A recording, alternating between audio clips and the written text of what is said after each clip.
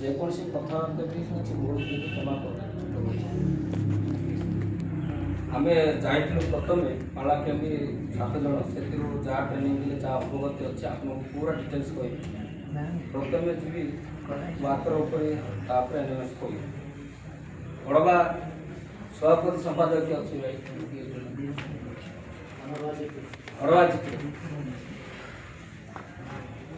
ଆପଣଙ୍କର ପଞ୍ଚାୟତରେ କେତେଟା ମେଟ୍ ଅଛନ୍ତି? 8-9 ମିଶି ସମସ୍ତେ ୱାର୍କର କରୁଛନ୍ତି। କେତେ ଜଣଙ୍କର ବନ୍ଦ ହେଇକି ଅଛି କାମ ନଥିବା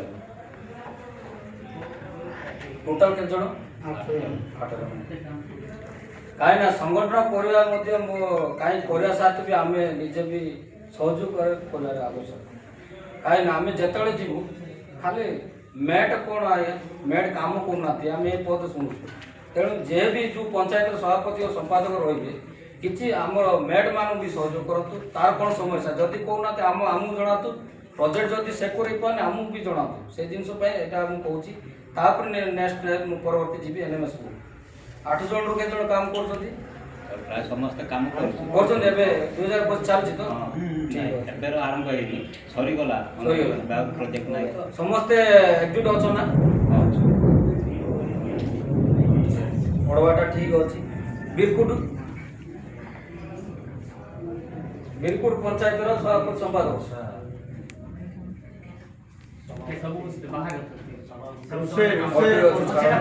ଆଲିଗଣ୍ଡା 6ଟା ମେଟ୍ ସମସ୍ତେ ତାଳୁ ସବୁ ଚାଲିଛି। 6ଟାରୁ କେତେ ଜଣ ୱାର୍କର ଆକ୍ଟିଭ? 5ଟା ସମସ୍ତେ ପାଉଛନ୍ତି ନା କାମ? କିଛି ନାହିଁ। ପରବର୍ତ୍ତୀ ଠିକ୍ ଅଛି ବହୁତ ଜଣେ ବୋଲା ରାୟପଙ୍କା ଆଜ୍ଞା 10 ଜଣ ସମସ୍ତେ ଏକଜୁଟ ଅଛ? 2025 ପାଇଁ କିଛି ଆମର କାମ ନାହିଁ ନାଇଁ ଇଏ ଆକ୍ସନ ପ୍ଲାନ୍ ହେଇଛି ସେ ହେଇଛି ଏପ୍ରିଲ ପାଇଁ ଦିଆ ହେଇଛି ପର୍ଯ୍ୟନ୍ତ କିଛି ଆଉ ମତେ ପରେ ଯୋଗାଯୋଗ କରାଲା। ଖାରିଗୁଡ଼ା ଆମେ 22 ଜଣ କାମ ସମସ୍ତେ କରୁଛ? କାମ କୋଣ ବୋଲେ ଏବେ ତ ପ୍ରାୟ ଗାଁରେ କିଛି ଗୋଟେ ଆପ୍ରୁଭାଲ ହେଇକି ଆସିନି। ସେଟା ଆପ୍ରୁଭାଲ ନା ସେଥିରୁ କିଏ ଗୋଟେ ଏବେ 2025 ଆରମ୍ଭ କରିଥିବ ନା? ରନିଂ ଚାଲିଛି ସମସ୍ତେ ନା? ସମସ୍ତେ ବୋଲେ କୋଣ ଏବେ ଯୋଉ କିଛି ଭାଇ ମାନେ ଏବେ ନୂଆରେ ଯୋଉ ମିଶିଲେ ନୂଆ ତାଙ୍କର ତ ଡକୁମେଣ୍ଟ ଥିବ ନା ତାର ଯାହା 3-4 ଜଣ ସେମାନେ କରିନାହାନ୍ତି ବାକି ସମସ୍ତେ ସମସ୍ତେ ଏକଜୁଟ ଅଛ ନା? ଚलो ଠିକ୍ ଅଛି ହେଲା। ଗୁଲୁବା ପଞ୍ଚାୟତ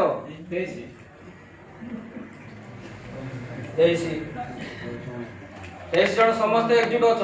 ମେଟ୍ ବରାବର ସମସ୍ତେ କାମ ଆକ୍ଟିଭ ନା? ବାସ୍ ହେଲା।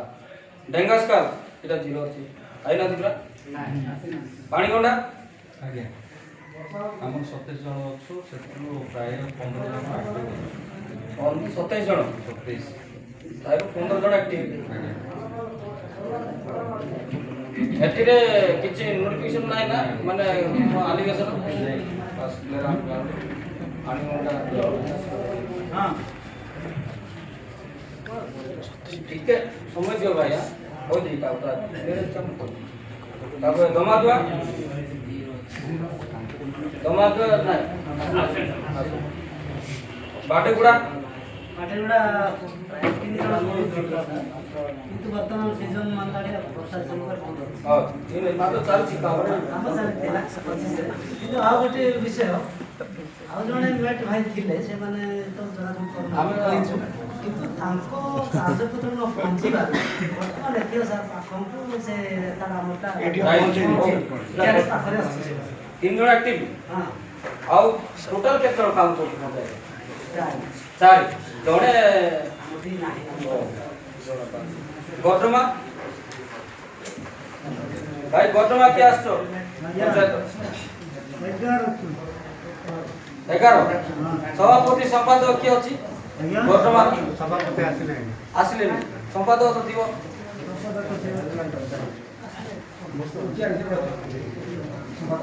ନମ୍ବର ଦେବେ ହେଲା ସବୁ ପଞ୍ଚାୟତର ମୋ କଣ୍ଟାକ୍ଟ ନମ୍ବର ଦରକାର ବାଟେଗୁଡ଼ା ବର୍ତ୍ତମାନ କେତେ 11 କି ଭାଇ 11 ସମସ୍ତେ କାମ କରୁଛ ନା ନାଇଁ 2-3 ଜଣ ଟିକେ ବାସ୍ କରୁଛନ୍ତି। 3 ଜଣ କରୁଛନ୍ତି କାମ ନାଇଁ 2-3 ଜଣ ଟିକେ ବାଦ ପଡ଼ିଛନ୍ତି। କଣ ପ୍ରୋବ୍ଲେମ ସେୟା କହିଦେବେ ଗୁରୁଜୁଳି ପାଞ୍ଚ ଜଣ ଥିଲେ ଯେ ସେମାନେ କଥା ହେଉଥିଲେ 5 ଜଣ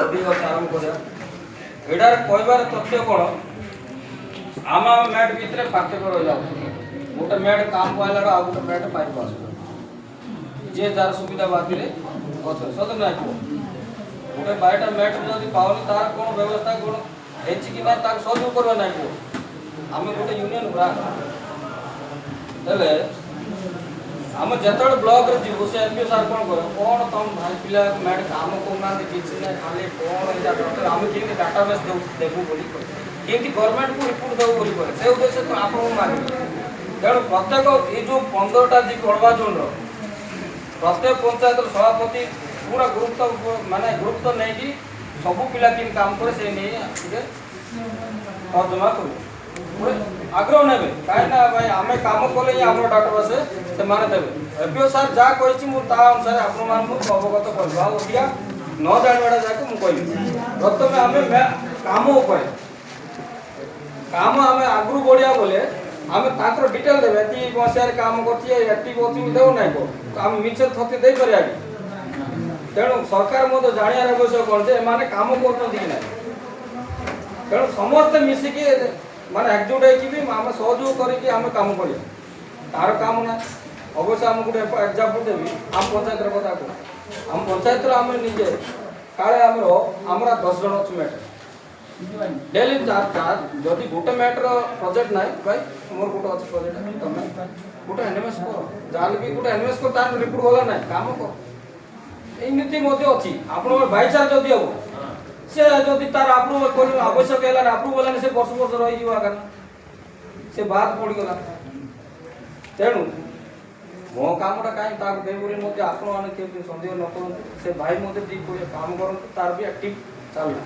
ଆମ ଏଥିରେ ଅନ୍ୟ କିଏ ବାଦ ପଡ଼ିବେ ଏଇ ପିଲାଗୁଡ଼ିକ ଗଲା